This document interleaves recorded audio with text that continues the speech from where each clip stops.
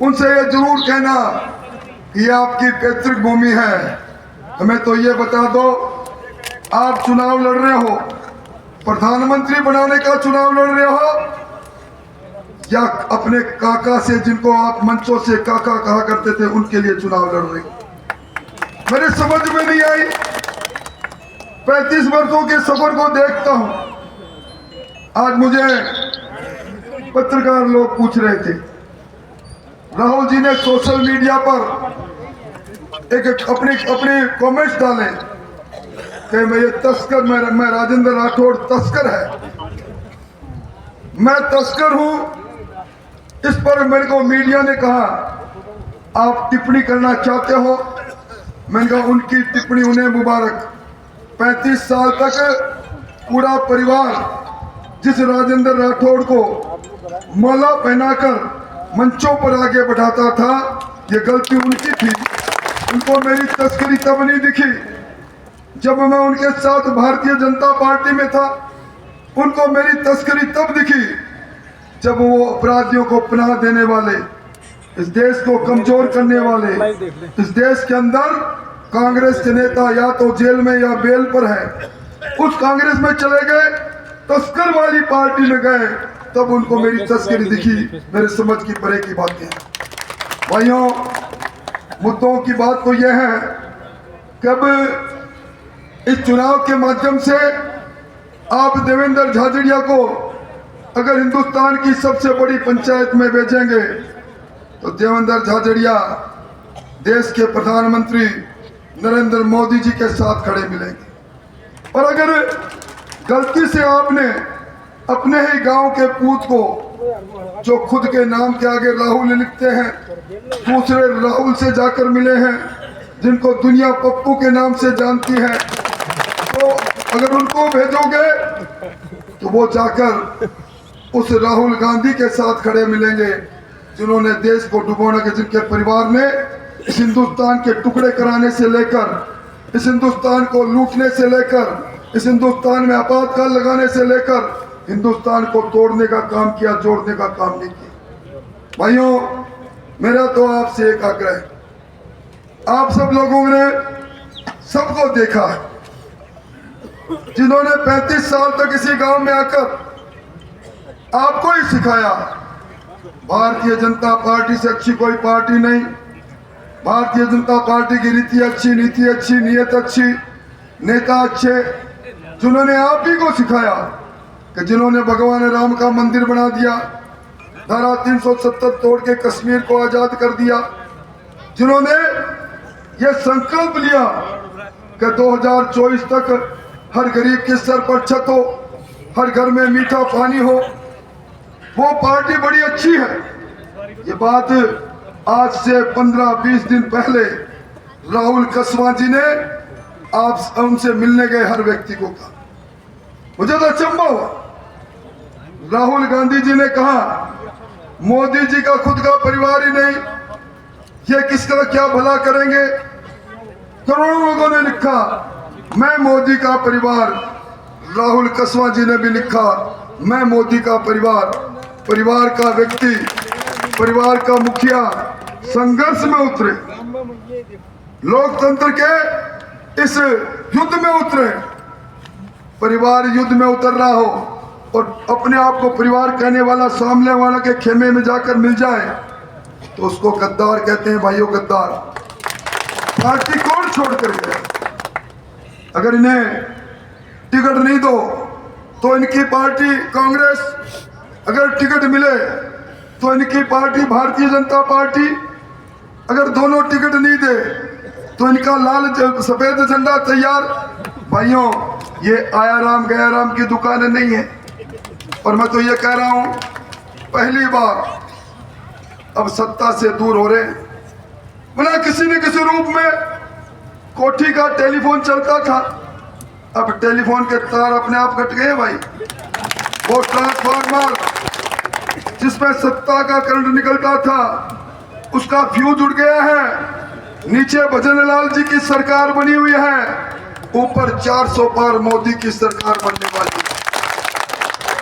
और भजनलाल जी की सरकार में अभी सरपंच साहब पानी की बात कर रहे थे, यमुना का पानी आ रहा है बहन, यमुना का पानी सर्वे हो रहा है, हरियाणा से चलकर राजगढ़ की धरती पर अब तक का सबसे बड़ा डैम बनेगा।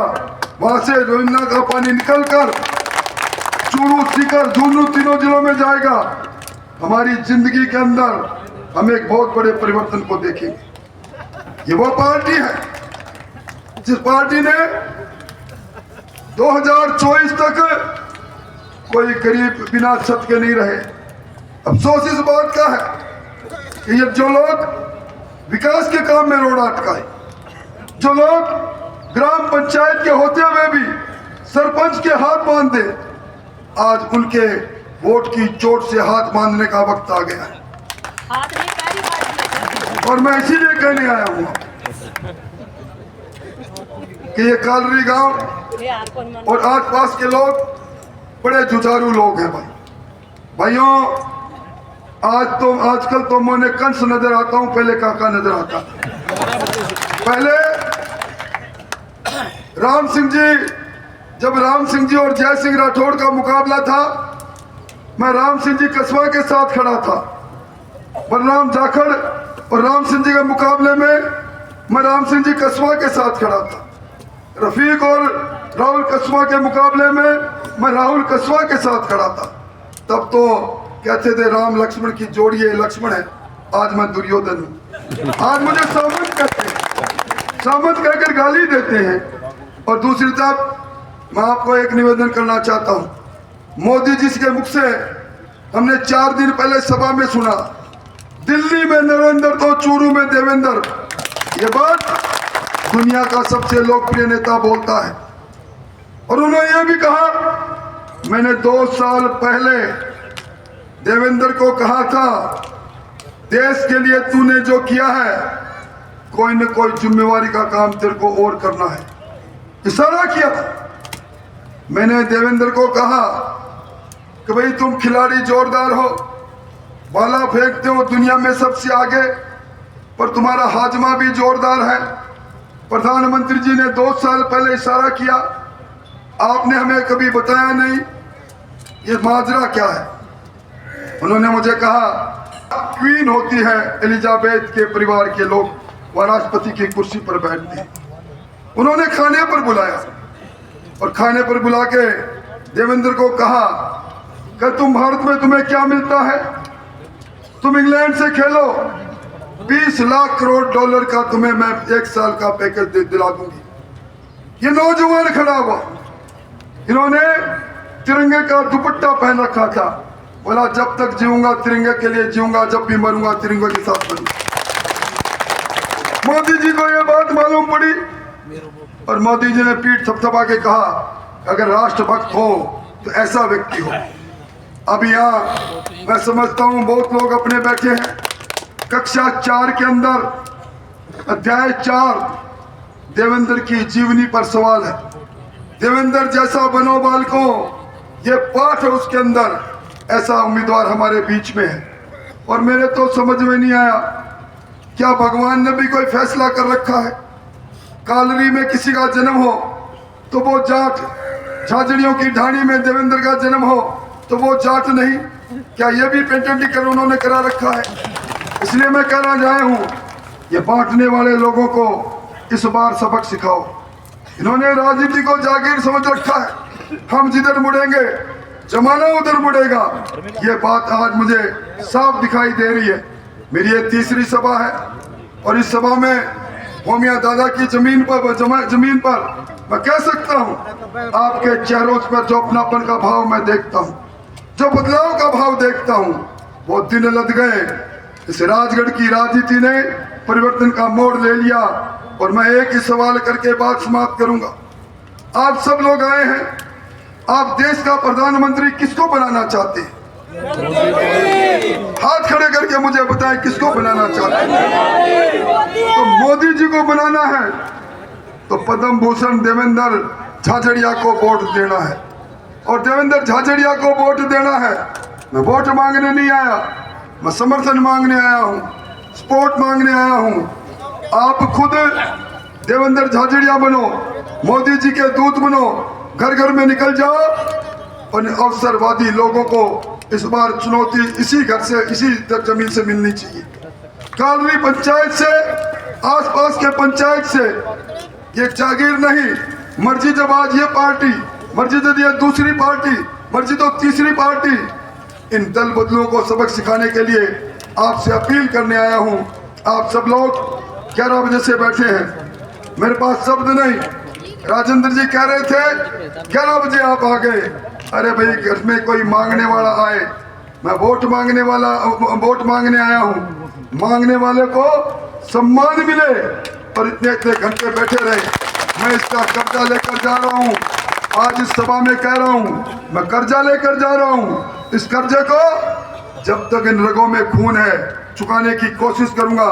आपका प्यार लेकर जा रहा हूँ, मोदी जी का पैगाम देकर जा रहा हूँ, रविंद्र चाचड़िया का पैगाम देकर जा रहा हूँ, भाईचारे का संदेश देकर जा रहा हूँ। आप सब लोग आए, आपका बहुत बहुत धन्यवाद, बहुत बहुत आभार।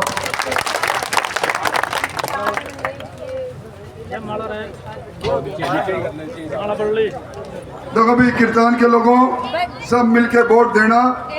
बहिष्कार वाली बात, एक बार बैठ जाइए। बहिष्कार की बात जो पिछली बार थी, आपकी सड़क 2023 की बात थी।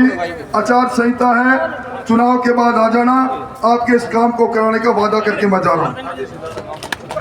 और जो गोचर में गांव बसे हुए हैं, आप सरपंच साहब प्रस्ताव ले आओ। आबादी देर खेल में कागज लेके मेरे पास एक बार जयपुर आ जाओ, ये रेवेन्यू डिपार्टमेंट होगा, मैं करवा दूंगा। बहुत बहुत जय श्री राम।